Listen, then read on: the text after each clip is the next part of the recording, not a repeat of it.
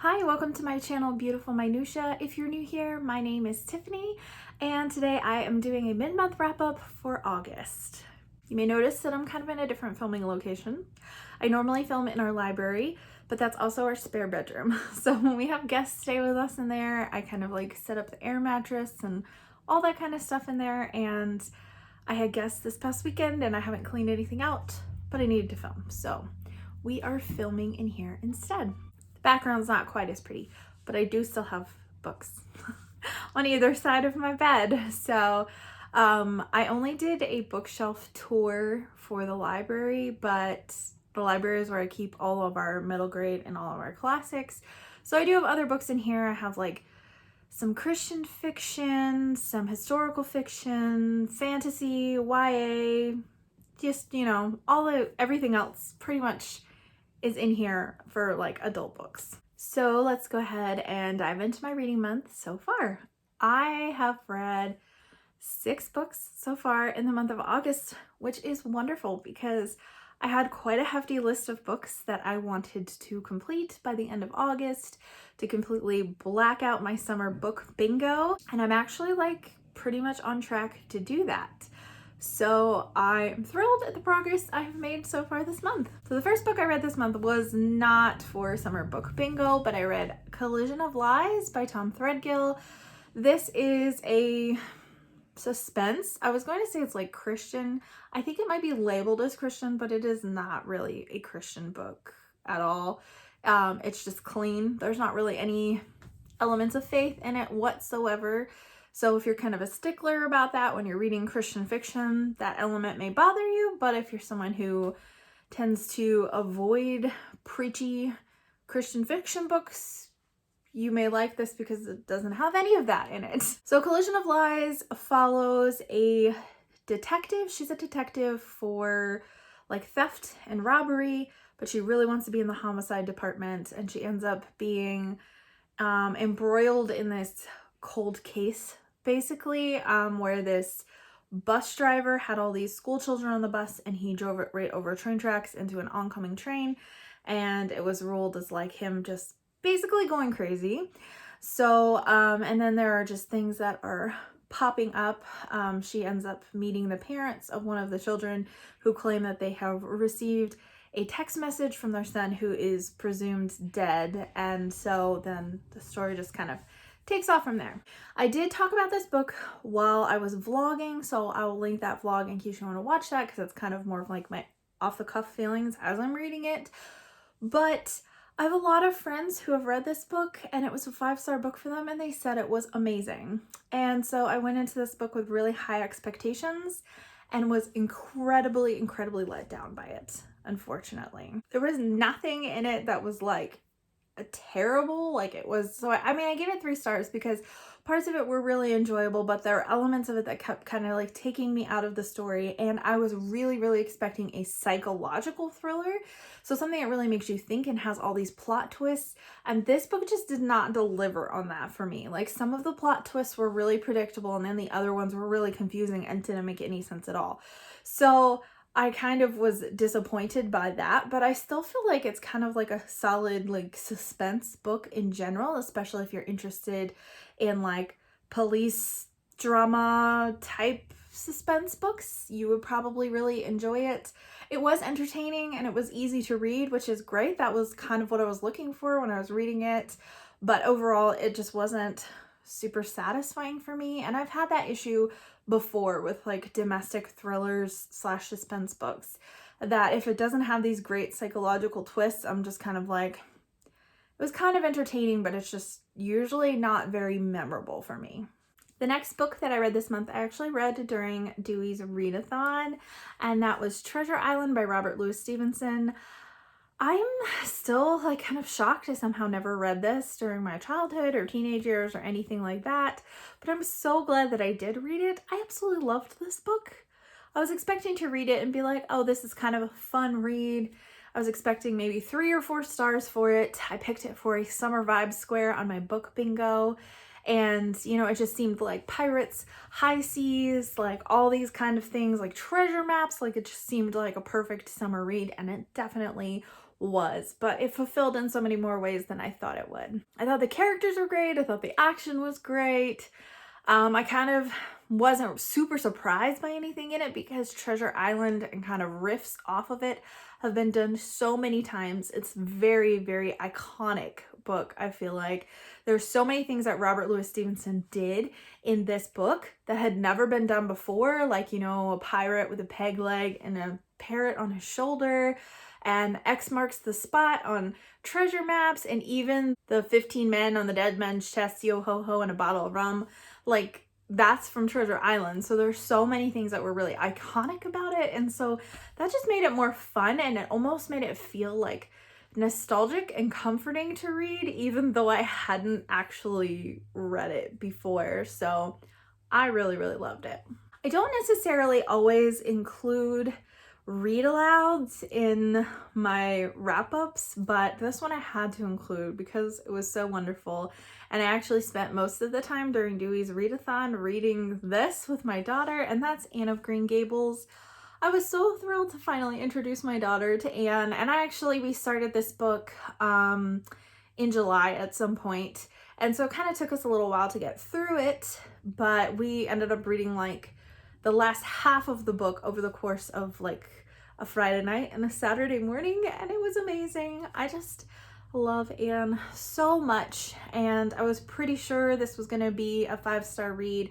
I hadn't reread this since my teenage years, so I was really looking forward to reading it and looking forward to introducing my daughter to Anne, and it was totally 5 stars. My daughter loves it and has just continued to pick it up and like reread her favorite sections over and over and over again, which is awesome. So pretty soon we will probably also pick up Anne of Avonlea. The next book that I completed this month was for the nonfiction square on my bingo board, and that was The Power of Prayer by Charles Spurgeon. This is a collection of 6 different sermons by Charles Spurgeon, all about prayer in general, and it was a really great book. There were certain chapters of it that really just like met me where I am and were like so impactful, and I loved them so much. But then there are a few chapters, like there's one chapter that's really all about calling people to like repentance and being saved like for the first time, and about prayer regarding that, which was a good chapter but just didn't feel like super applicable to me and the stage of my Christian faith that I'm in right now. There were some that I really loved and some that were good, but just kind of just didn't feel like they were necessarily for me right now. So I did give this book 4 stars, and I really enjoyed it and would highly recommend it. It's so readable. Like, each chapter is just so cohesive, and you could read any one of them that you want in whatever order that you want, because they are just individual sermons. One of my favorite quotes from this book is a pretty popular Charles Spurgeon quote, and it says that prayer moves the arm of the one who turns the world. And I just loved that quote so much. It was such a reminder of how important prayer is. The next book that I picked up this month was one that I was not intending to necessarily read anytime soon, and that I was gonna try to get to, but wasn't high on my priority list, and that's Flashback. This is book 7? Yes. Book 7 from Keeper of the Lost Cities series. This is a really good middle grade fantasy series. It's about a girl named Sophie who basically she has this telepathic ability and has always felt like she just didn't fit in, and then she ends up learning that she's not really a human. She's actually an elf, and that's the very beginning of the first book of the series, and then things just kind of go from there. And it's really, I find like the elves world like really interesting because they're not like these magical fairy type elves. They're like very scientific, and so I thought that was kind of an interesting take on elves. I actually really, really enjoyed this book in particular. It might be my favorite book in the series so far. There's a lot of action in this book. I was kind of surprised that one of the very first action scenes in the book was like really kind of intense and a little bit violent, and I was surprised at the intensity of it. I was like, wow, my daughter read this when she was 8. I I hope that that was fine. But it was funny because I talked to her about it and I was like, that scene was kind of like crazy and intense and violent. She's like, that was my favorite scene in the whole book. I loved how intense it was. And I was like, okay, cool.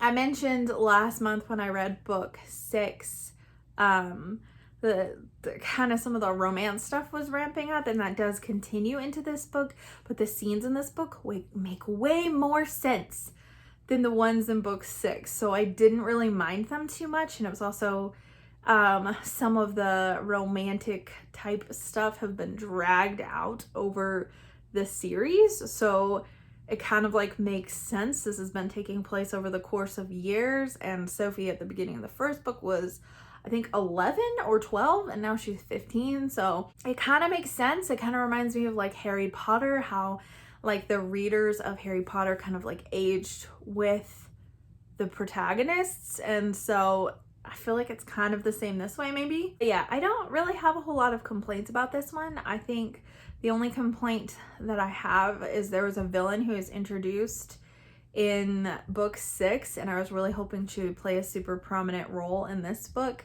And she was in it, but I really wanted her to be in it like a lot. So I'm hoping she will for the next one. And I'm almost caught up with the series right now. There are 8 books out, technically 8.5, but book 8.5 is a lot of like informational kind of collector type stuff, like artwork and case files and like all that kind of stuff, with like a novella that's like 200 pages in it or whatever. So I mean, I will read the novella. I don't know if I'll read the other parts. I don't know if I care enough. But I am almost caught up, so hopefully Shannon Messenger will come out with book 9 soon. But this book was just the perfect like entertaining light read, because I had started reading a different book, which I'll talk about in just a second, and it was just a little bit too heavy because there's kind of like some crazy stuff going on in my life, and I was not in a very good mental headspace to handle anything heavy. So I took a break from other books and just read this one, and that was so helpful. It made me feel so much better. It was like very entertaining. So I'm really glad that I ended up reading this one. And the last book that I finished so far this month is Memoirs of a Geisha by Arthur Golden. And I just finished this book this morning, so you're getting very, very fresh thoughts of this book and my feelings on it. Because I got some feelings. I need to talk to some people about this one. So it's a good thing I have a Voxer group to talk to people about it.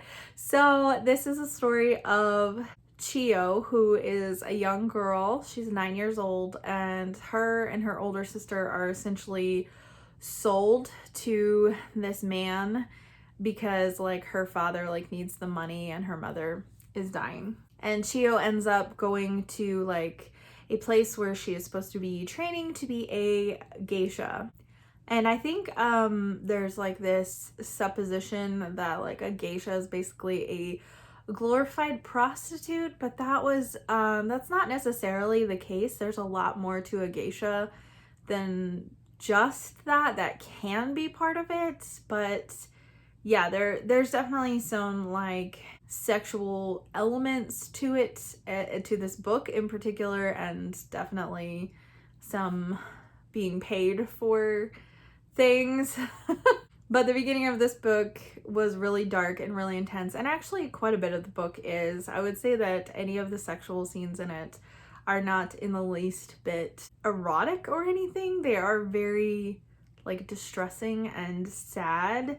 And it wasn't quite as like, it was borderline for me because I tend to stay away from books that contain any of that kind of stuff, particularly if it's more like assault related. And not everything in here was like really assault, but it also didn't feel very consensual because of the pressures of the life of a geisha. So normally I don't think that this is a kind of book that I would read, but I ended up buddy reading it with Christy Lewis from Dostoevsky in Space and a ton of other people in a Voxer group. So this is the book I did put a pause on and read Keeper of the Lost Cities instead, and then came back to it and ended up finishing it. And the writing style is just unbelievable. It's so beautiful. The metaphors are lovely.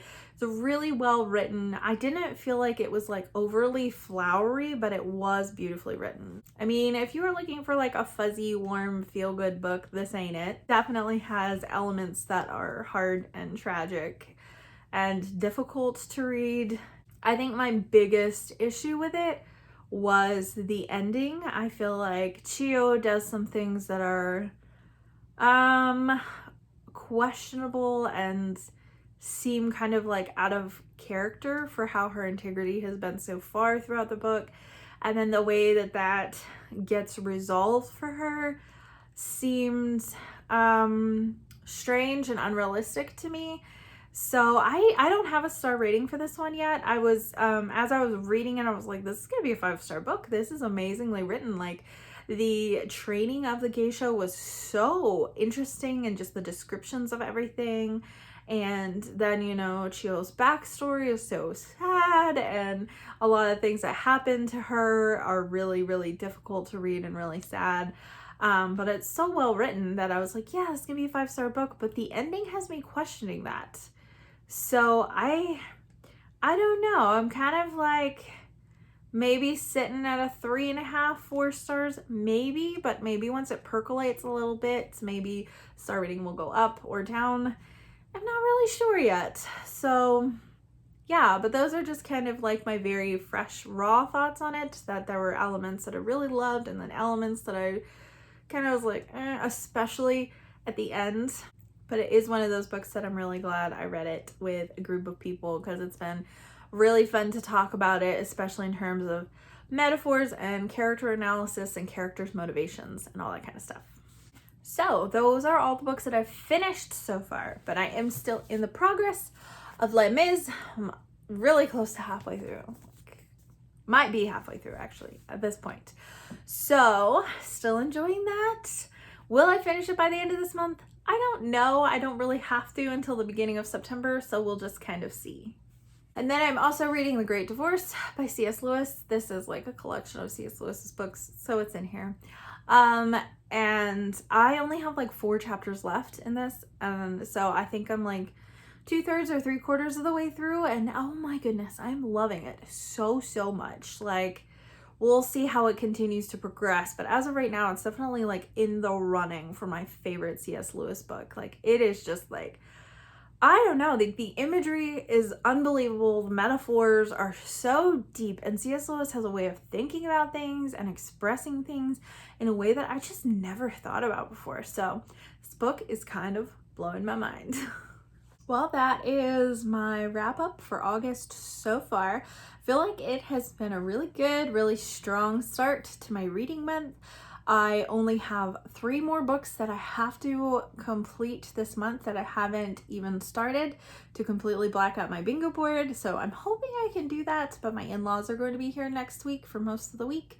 So I know I won't be spending quite as much time reading as I normally would. So we'll see. Stay on the edge of your seats and you'll find out whether or not I make it, I guess. I would love to hear from you in the comments down below. I would love to hear if you've read any of the books that I've read, if your thoughts were the same as mine, different as mine.